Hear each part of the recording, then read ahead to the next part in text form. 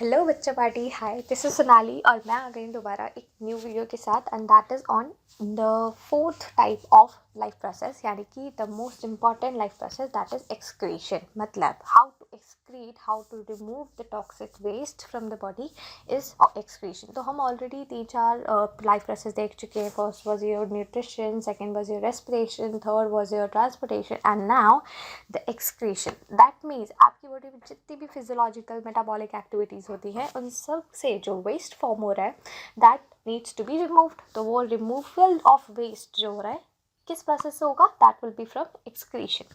तो excretion is the removal of that toxic waste. So सबसे पहले हम क्या कहेंगे कि एक्सक्रीशन क्या है? Excretion is basically the process of removal of toxic substances और वेस्ट फ्रॉम योर बॉडी। और ये वेस्ट कहाँ से आ रहा है? These are coming from your metabolic activity. तो आपकी बॉडी में जितनी भी मेटाबॉलिक एक्टिविटी आप खाते हो, सांस लेते हो, एवरीथिंग, हर मेटाबॉलिक एक्टिविटी में there is the release of a waste. तो वो वेस्ट जो है वो आपकी बॉडी से रिमूव आउट होना ज़रूरी है। तो दो प्रोसेस जो मैं बोल रही हूँ कि रिमूवल है, that means it's your excretion. So this is the removal of waste outside the body of an organism and this is called as excretion.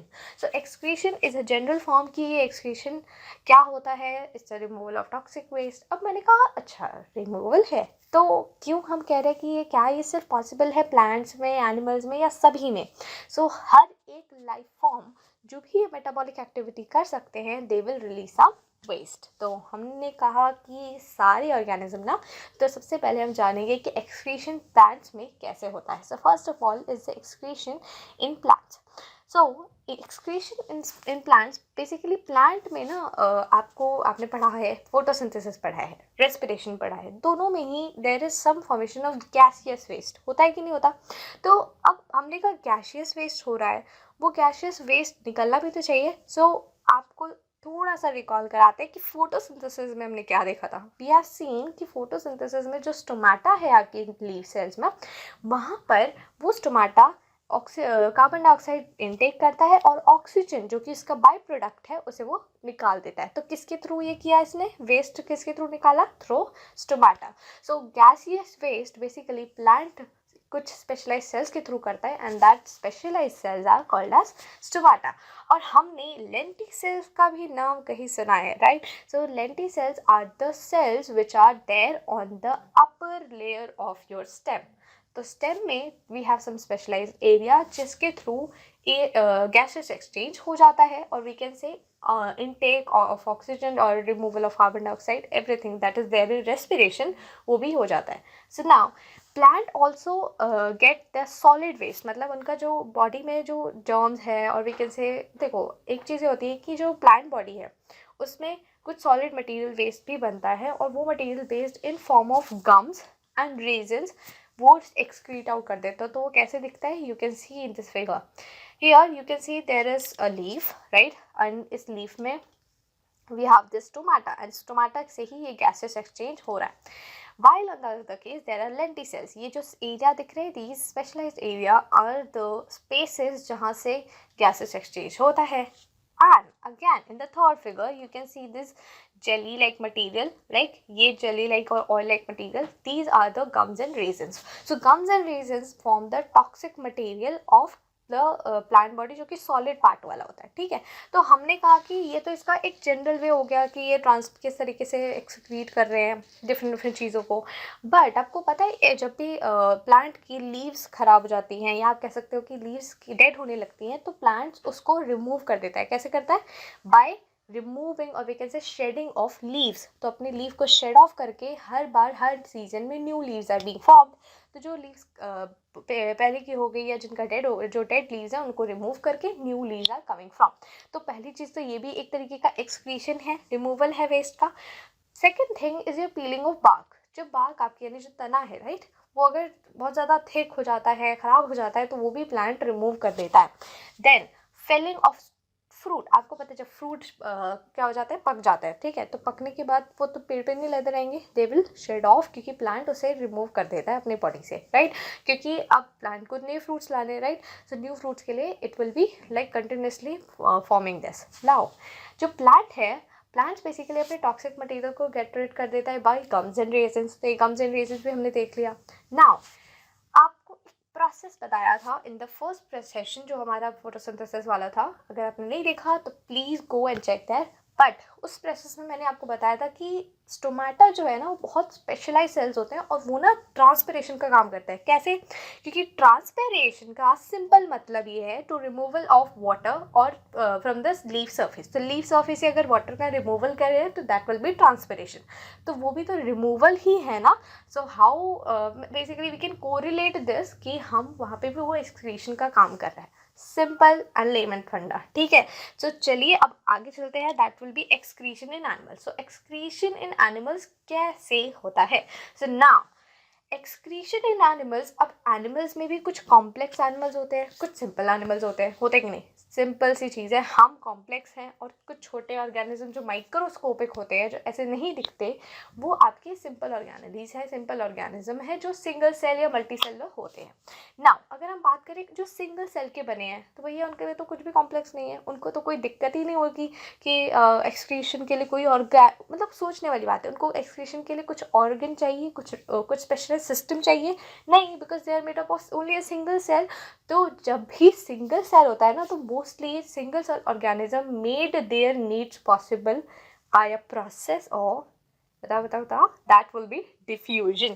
तो डिफ्यूजन हमने हर जगह देखा है, जहाँ पे भी सिंगल सेल ऑर्गेनेलीज चाहे वो फूड इनटेक कर रहे हो, चाहे वो वाटर इनटेक कर रहे हो, हर जगह वो डिफ्यूजन के थ्रू ही अपना सारा नीड प्रॉपरली फिल करता है, इवन दो रेस्पिरेशन में भी, राइट। तो यहाँ पे diffusion is a very very important process, because जो सिंगल सेल ऑर्गेनिज्म है ना, सब सारी चीज़ें वो अपने डिफ्यूजन के थ्रू ही कर लेता है।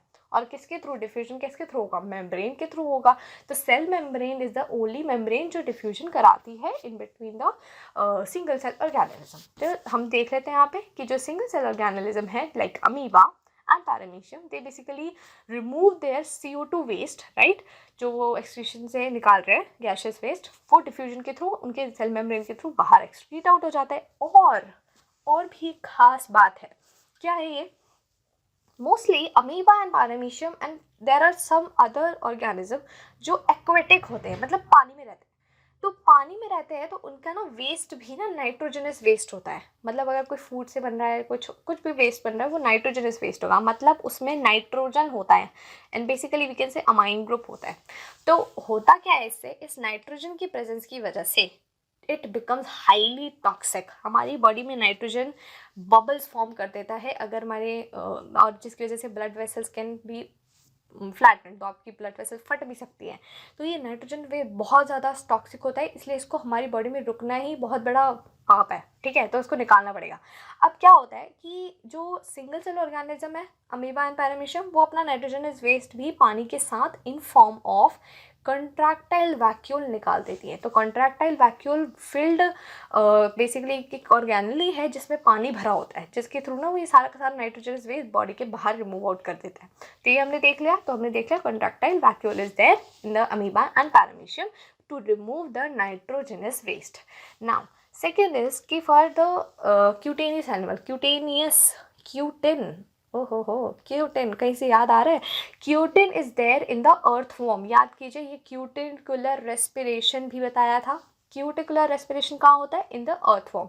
तो अर्थवॉर्म के पास एक लेयर होती है क्यूटिन की, जो म्यूकस की तरीके से बनी होती है। तो होता क्या है कि वो अपनी इस लेयर से ही सब कुछ एक्सचेंज कर रहा होता है, oxygen exchange, removal of waste, सब कुछ। तो यहाँ पे भी ये रिमूवल ऑफ वेस्ट इससे करता है। लेकिन अर्थवॉर्म के पास एक बहुत ही तगड़ा ऑर्गन होता है।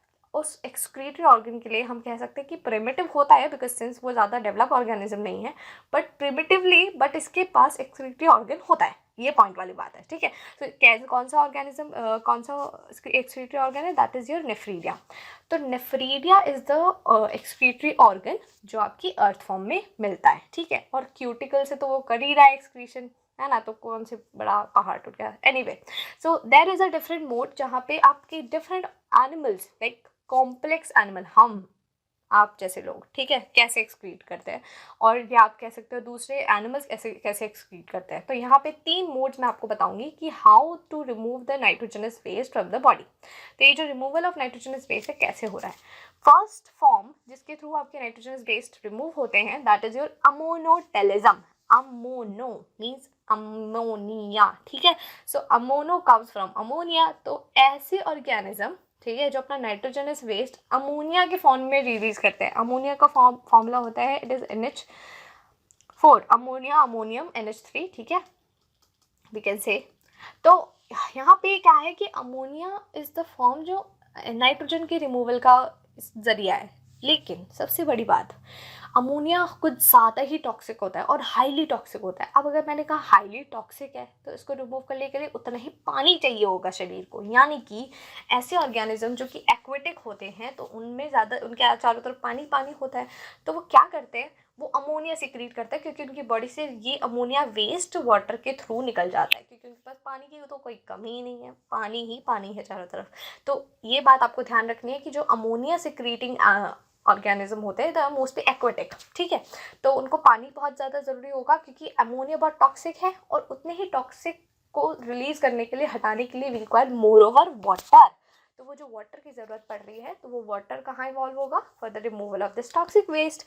तो यहाँ पे अब देखते हैं examples. So example of ammonotelism और अमोनोटेलिक ऑर्गेनिज्म आर देयर जो एक्वेटिक एनिमल्स होते हैं and like fishes, protozoans and echinoderms. So ये 3 जो टाइप मैंने बताया, प्रोटोजोन्स का एक पार्ट है आपका अमीबा एंड पैरामीशियम, ठीक है, सॉरी अमीबा नहीं paramecium, right. Fishes have 2 chambered heart, right, तो उनके पास क्या होता है, they have an impure blood system, तो यहाँ पे इनको भी बहुत ज़्यादा पानी चाहिए होता है अमोनिया को एक्सक्रीट आउट करने के लिए। देन अब आते हैं सेकेंड फॉर्म पर, यानी कि सेकेंड बेसिकली एक्सक्रीटरी प्रोडक्ट जो रिलीज करता है organism, that is your ureotelism. नाम ही छुपा है यूरियो यानी यूरिया, ठीक है। So ureotelism are the is a process, right, जिसमें हम एलिमिनेट कर रहे हैं क्या, यूरिया। तो यूरिया बेसिकली आपका अमोनिया से तो लेस टॉक्सिक है, थोड़ा कम टॉक्सिक है उससे, लेकिन अब अगर उससे थोड़ा कम टॉक्सिक है इसका मतलब इसको भी तो थोड़ा कम पानी चाहिए ना रिमूवल के लिए। सो पानी रिमूवल के बॉडी से निकालने के पानी थोड़ा कम चाहिए as compared to ammonia, like. अब इसमें आते कौन है, इसमें आते भैया हम, यानी कि मैमल और एम्फीबियन, जैसे फ्रॉग, जैसे आप आ जाओ किसी दूसरे ऑर्गेनिज्म में, तो फ्रॉग्स एंड मैमल्स हम, ठीक है, इन सब में urea is the major excretory product. तो यूरिया एक्सक्रीटरी प्रोडक्ट है जो मैमल सिक्रीट करते हैं and it is less toxic than ammonia. तो अमोनिया से इट इज़ लेस टॉक्सिक। और दूसरी बात, it requires what, it requires less water, right, तो कम पानी चाहिए इसे फॉर इट्स रिमूवल। तो इसके रिमूवल के लिए हमें ज़्यादा पानी की ज़रूरत नहीं पड़ेगी एज कम्पेयर टू अमोनिया, मतलब उससे कम है थोड़ी, है ना। अब आते हैं कि third form is your uricotelism. Uric right, uric acid.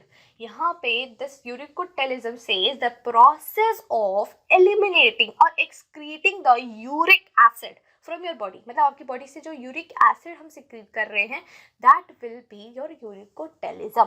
अब यूरिक एसिड सबसे कम टॉक्सिक होता है और इसको रिमूव करने के लिए सबसे लीस्ट वाटर की रिक्वायरमेंट है, मतलब सबसे कम पानी चाहिए।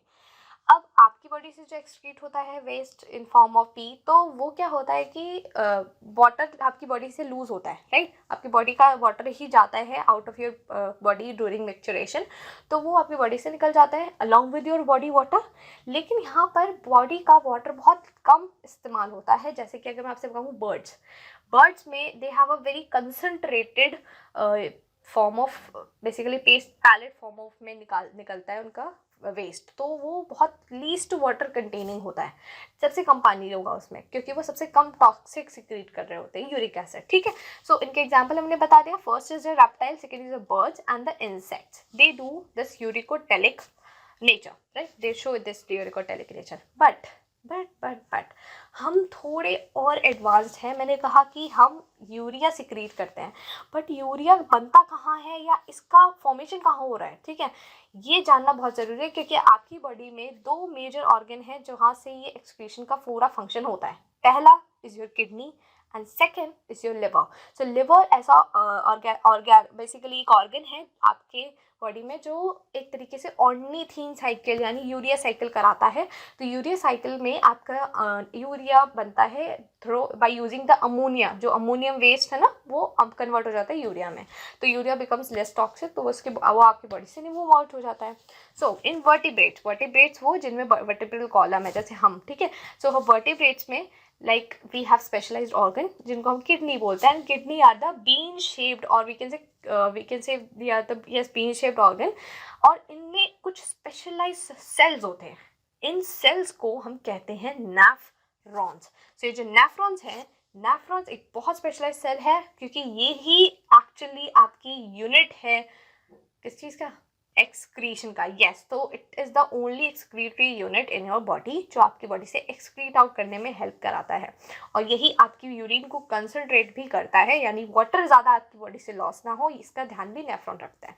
नाउ ह्यूमन बींग्स यानी कि हम, ठीक है, तो हम गैसेस वेस्ट कैसे सिक्रिएट करते हैं, जैसे आप सांस लेते हो, ऑक्सीजन लिया एंड कार्बन डाइऑक्साइड रिलीज। तो ये जो कार्बन डाइऑक्साइड आप रिलीज कर रहे हो वो भी तो वेस्ट ही है ना आपकी बॉडी के लिए।